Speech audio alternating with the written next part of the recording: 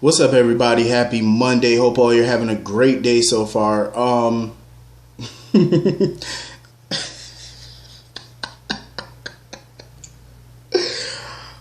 man, I was really hoping that these writers wouldn't do what I feared that they would do. I was hoping not.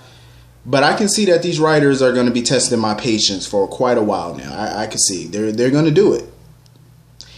I was hoping we would get a reprieve from this asinine storyline, but I guess not. I guess the powers that be think it's a good idea to tell this story. So now I guess for the time being, we're going to have two Drew Canes running around Port Charles. One who doesn't remember his past, and one who's currently has that past implanted in him. This should be somewhat interesting, but I want to see. I'm interested to see how this is going to work. You know what I'm saying? With Drew 1.0 and Drew 2.0. Like, how is this going to work? Basically, you have past Drew, current/future Drew. This is interesting, but for how long? I'm going to be honest with you. I have no desire to see Franco wander around town like Drew Kane for the next 6 months to 8 months.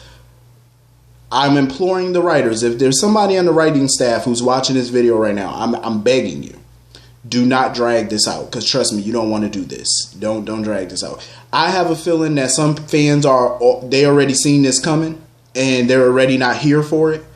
But you have some that's going to find, like myself, that's going to find this interesting for a little bit. But that's all you're going to get is a little bit of interest. You cannot drag this particular thing out. You can't. Especially with all the other storylines that you're currently dragging out from a year ago. We need some resolve to this one quickly. Expeditiously. I'm just saying, we need it. I don't think I have the patience to sit through this. For too long, I don't. I might give you a couple of weeks, maybe a month, but if it goes on longer than that, I'm gonna check out because I don't know if I can sit through it. I really don't know. I have to see how it plays out first. I have to see the first couple of days of this. Then it might spark some interest. But I had a feeling he was gonna turn into Drew because I read a spoiler that said Franco visits Kim, so I knew he was Drew. I said, yep, because Franco has no other reason to go see Kim.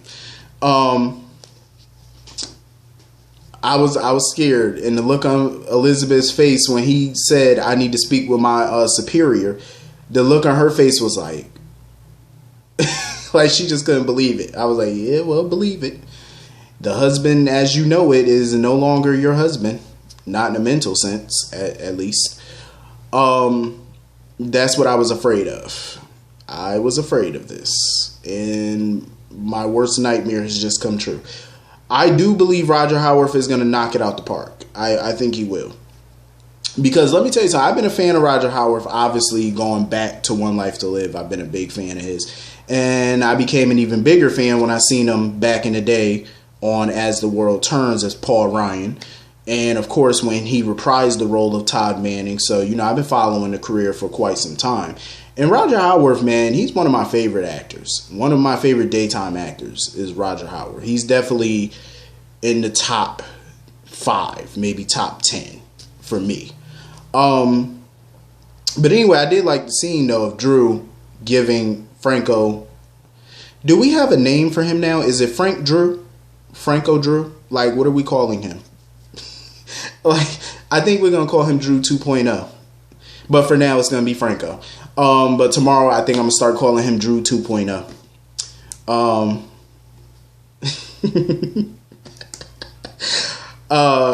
But yeah, it was cool of Drew to visit him and stuff and try to will him to wake up. I bet you they wished he didn't wake up yet. But it's a sticky situation. Let me tell you something. I love the goddess that is Laura Weber Collins. I love her. She's the centerpiece of this show, and I love it that they're making her the conscience of Port Charles. Like, she's just there for, you know, Liz and everybody and stuff in their time of need. And that's what you need, a real matriarch. And that's what Laura is, a matriarch. She's not just the matriarch of the family. She's the matriarch of the town. And I love it. I just love that she was there for them and stuff like that. And of course, you know, telling Elizabeth that the kids, you know, Cam came up with an excuse to tell the kids of why her and Franco haven't been home or whatever. Speaking of Cameron real quick, why is he... Okay, here's the thing. He was just kidnapped the night before, right? And the very next day, he's back on trash detail for community service. So you mean to tell me they couldn't let him get one day off? What's up with that? Not a day. The boy was kidnapped on the clock. He was kidnapped on the clock, mind you. You mean to tell me Laura and all them couldn't pull some strings and get him out of that? Or maybe, I mean, well, that, or maybe he wanted to go. You know, I just feel like, why is he still on community service? Shouldn't his community service be over? It's been almost a year now. He should be done with that by now. Like, I understand you want to be tough on crime, but shouldn't that rule apply to everybody who commits major offenses? I'm just saying. Because it seems like the ones who be out here committing all these killings and kidnappings and stuff, they get a slap on the wrist in Port Charles compared to these kids. I mean, all he got was a weed charge. And he been on community service for a year. And mind you, he has no priors. I'm just saying, like, that judge is tough. I mean, eventually they stop beating on Rodney King. My goodness. I feel bad for Cam. You know, he looked like he wanted to cry and stuff like that when he was telling Jocelyn and Trina what happened. I felt bad for him because I agree with Elizabeth. I do feel like he has survivor's remorse. I think he does, because he survived what happened to him thanks to Franco, but Franco wasn't so lucky. You know, Franco made the ultimate sacrifice for him, and I think he's going to carry that guilt for a while. I think it's survivor's remorse, and I also think it's PTSD. I definitely think he's going to have PTSD after this. Because Laura did mention that he just wants to be alone. And you can see the anger on his face and him throwing stuff. And it's going to be a while. It's going to be a while. See, this is what I'm talking about. Most of these people in this town are going to need some therapy at some point or another.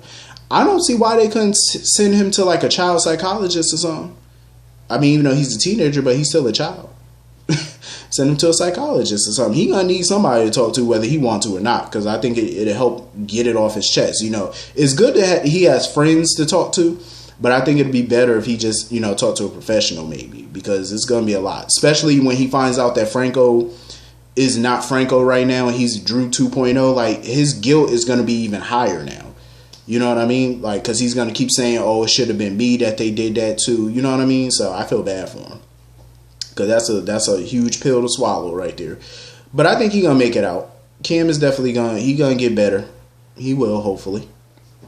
As soon as he talks to somebody. So everybody's at Turning Woods. All dressed to the nines and stuff for this little non-wedding between Yvonne and Mike. I really did love that scene between Mike and Sonny. Like, it was such a heartfelt scene. You know what I mean? Like, and it's sad at the same time. But those actors, man, I'm going to tell you that right now, they killed it. Especially Maurice Bernard, they killed it. I feel bad because, you know, his dad doesn't even recognize him anymore. And that's the sad reality of Alzheimer's. You know, as it progresses and stuff like that. That's the sad reality to it. The crazy thing is, because I remember when my great-grandmother was going through that, she recognized me. Like, when I came over, she knew who I was. But certain people, it was getting to a point where she didn't recognize certain people. And you know, my great-grandmother is a tea lover. She loves drinking her tea. So she would constantly keep making a pot of tea.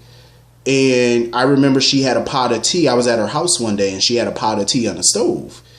And she just kept saying, "Oh, I got to make me some tea. I got to make me some tea." And I told her, I said, "Your tea is already on the stove. It's already finished." And she just kept saying, "No, I already drunk that. I got to make a fresh pot." And that was a fresh pot. You know, she just couldn't remember what she was doing. And I remember one night I got a phone call. She had got up in the middle of the night and left out of her apartment. It was scary. Thank God somebody was there with her, because that was something real scary. Because anything could have happened that night. But yeah, that's the sad reality of people with Alzheimer's. Very sad reality. They don't remember who you are. They don't remember what they did 2 minutes ago. Even when they walk into a room, they don't even remember what they walked into the room for. You know, that's how bad it can get. They could get up in the middle of the night and walk out the front door. That's why it's best, you know, to just put them in facilities when it progresses. If you're not equipped to take care of them at home, it's best to just put them somewhere where they got full staff. You know, because it's going to be tough to do it by yourself. But yeah, I felt real bad for that scene, you know, and the look on Sonny's face, like he just felt so emotional because his own father didn't know who he was. Staring him right in the face, talking about his son and stuff, and he didn't even know that was his boy right in front of him. You know, that's a sad, harsh reality. But I do like the fact, you know, and I felt bad for Marcus too, you know, because I know it's hard for him to let go, but he finally decided to let go. You know, in his heart, him and Yvonne are still married. Legally, they're still married. But, you know, he doesn't want to keep confusing her like he was before. Like, you know, he would come near all hostile and be upset because Mike was, you know, messing around with Yvonne and stuff. But he came to terms with it because he knows that her Alzheimer's, just like Mike's, is progressing. She doesn't know who he is. She doesn't remember who he is. And he doesn't want to put no stress on her. You know what I mean? It was just the reason he kept doing that was because it was hard for him to let go. He just didn't want to face the reality. Same way Sonny didn't. Because like Sonny said, he just felt like lately all he's been doing is letting go of people that he loved and care about. And that is hard. You know, that's a hard pill to swallow. But I felt bad for them. You know, especially Marcus and stuff, you know, having to sit back and watch or think about his wife marrying somebody else, even though it's not legal, but still, you know, it's hard. This is a woman he's been married to for 30 years. You know, that's tough. You know, but I'm glad that he's getting better and, you know, he's in better spirits. And he has Stella to lean on and stuff like that. Speaking of Stella, so she got a message that the relative who I guess didn't want to reach out is finally reaching out. So I guess we're getting closer to finding out who this relative is. But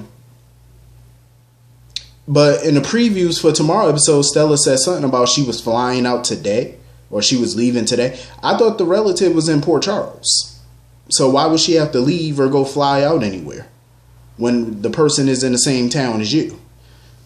I wonder who this person is. I kept thinking it was Trina, though. Like maybe she's a long lost child of Curtis, because we don't really know anything about Trina's background. Like who her parents are. Maybe those are her adopted parents. Like we don't know anything really about her.